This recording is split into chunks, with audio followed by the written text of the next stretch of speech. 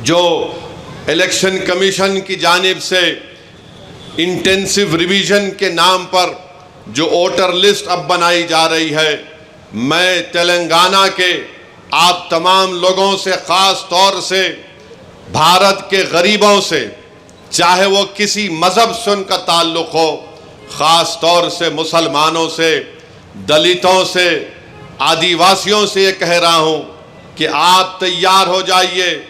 अगर तेलंगाना हो या वेस्ट बंगाल हो या तमिलनाडु हो या भारत में पूरे रियासतों में इस तरह का इंटेंसिव रिवीजन करवाया जाएगा, तो मेरी आप लोगों से अपील है कि आप लोग अपना एक एक का बर्थ सर्टिफिकेट बनाइए। हाँ, जो हमारे बुजुर्गों की उम्र 70 साल के ऊपर है, उनका बर्थ सर्टिफिकेट अगर है तो बहुत अच्छा है, अगर नहीं है तो आप उनका पासपोर्ट बनाइए, आप बर्थ सर्टिफिकेट अपना बनाइए।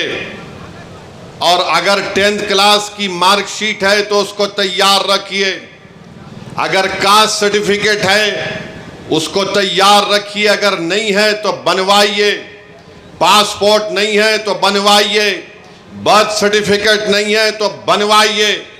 अगर कोई रिटायर्ड पेंशनर है तो जो पेंशन का ऑर्डर मिलता है उसको उठाकर रखिए। अगर आपको 2 BHK का सर्टिफिकेट मिलता है कि आपको 2 BHK दिया गया, उसको उठाकर हिफाजत से रखिए। अगर ज़मीन गवर्नमेंट ने आपको अलॉट की तो उसको उठाकर रखिए। अगर आप गवर्नमेंट के मुलाजिम हैं या थे, उसका ID कार्ड उठाकर रखिए, क्योंकि याद रखिए मेरी इस बात को कि अब जब इंटेंसिव रिवीजन हो रहा है तो इलेक्शन कमीशन ने जो हिदायतें BLOs को दी हैं बिहार में, उसमें यह कहा गया कि अगर इलियास साहब के घर पर कोई 3 मरतबा BLO चला जाएगा और 3 मरतबा किसी जायज़ वजह से इलियास साहब अपने घर पर मुकीम नहीं होंगे तो BLO उसकी इत्तला ERO को और AERO को देगा।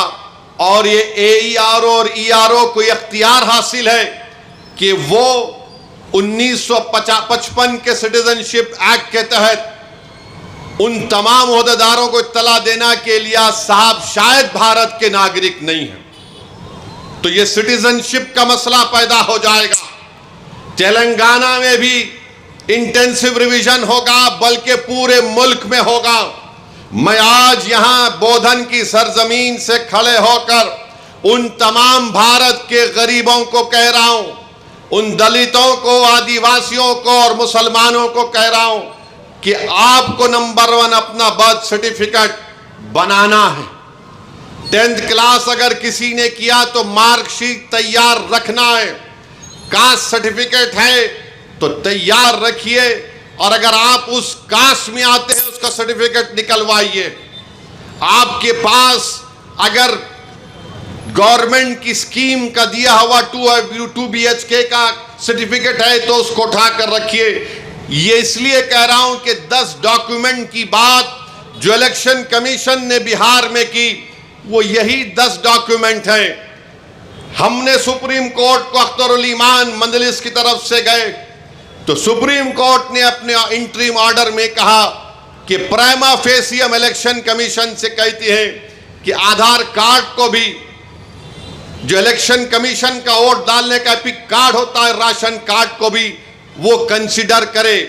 तो ये जरूरी है, याद रखिए, जब तेलंगाना में या आपके किसी रियासत में ये इंटेंसिव रिवीजन होगा तो आप लोग परेशान होने की जरूरत नहीं, अभी वक्त है। पासपोर्ट बना सकते, दबा के पासपोर्ट बनाओ। बर्थ सर्टिफिकेट नहीं है तो बर्थ सर्टिफिकेट बनाओ। कास्ट सर्टिफिकेट है या नहीं है, आप आते हैं उस कास्ट में तो उस कास्ट सर्टिफिकेट को बना के रखो। याद रखो मेरी इस बात को, अगर आपका नाम वोटर लिस्ट से निकल गया तो मोदी को सबसे ज्यादा खुशी होगी। क्यों खुशी होगी? क्यों खुशी होगी बताता हूं मैं आपको।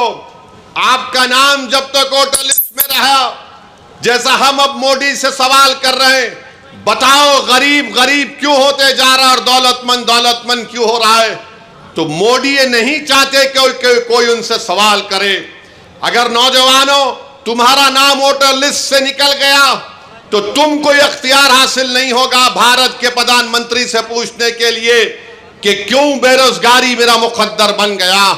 और जिस तरीके से बार बार ये कहा जा रहा है कि फुला इलाके में बांग्लादेशी है, फुला इलाके में रोहिंग्या म्यांमार के लोग हैं, फुला इलाकों में नेपाली लोग आके बस गए, ये सब तैयारियां की जा रही हैं। मैं आपको जिम्मेदारी से बाखबर कर रहा हूं।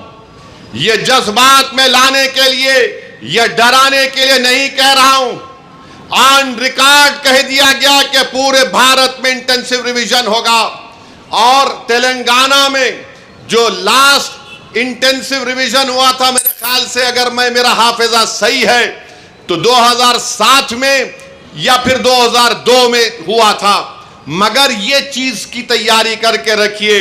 मैं भी रशादी साहब से बात कर रहा था कि हमको अनकरीब में तेलंगाना में एक हमारे सदर साहब की मौजूदगी में, उनकी क़यादत में एक मीटिंग करके हम तमाम तंजीमों के जिम्मेदारों को बुलाकर हम उनसे अपील करें, बल्कि हर जुमे के खुतबे से पहले जो लोग मस्जिदों में वाज करते हैं या बयान देते हैं, मेरी आपसे भी अपील है कि आप लोगों को बाखबर करिए। ये साजिशें की जा रही हैं। कल तुम्हारा नाम वोटर लिस्ट से निकल गया तो वोट डालना तो दूर की बात, कोई आकर तुमसे कहेगा कि अपनी शहरियत साबित करो। फॉरेनर्स ट्रिब्यूनल को भिजा दिया जाएगा, उसका भी एक प्रोसीजर है। पहले एसपी बॉर्डर को बोला जाएगा, एसपी बॉर्डर लेटर लिखेगा मिनिस्ट्री होम अफेयर्स को, वहां पर 3 ऑफिसर के दस्तखत के बाद आपका मुकदमा चलेगा। यानी आप अपने रोजगार से महरूम। सबसे ज्यादा बड़ी चीज यह है कि आप अपनी इज्जत से महरूम हो जाएंगे। लोग आपको उंगली उठाकर बोलेंगे अरे इसका नाम वोटर लिस्ट से निकल गया, यह भारत का शहरी नहीं है। इसीलिए आप याद रखो, अभी से मैंने जो बात कही उस पर अमल करने की कोशिश करिए। मेरे दुश्मन बहुत हैं, मुझसे इख्तलाफ करने वालों की भी तादाद बहुत ज्यादा है, क्योंकि भारत के अगर कोई लैला है तो उसका नाम असदुद्दीन ओवैसी है। मुझसे बहुत चाहने वाले हैं, मगर उसकी परवाह मत करो। मैं तुमको बाखबर कर रहा हूं, मैं आपको बाखबर कर रहा हूं। वो तूफान आने से पहले हमको तैयारी कर लेना चाहिए।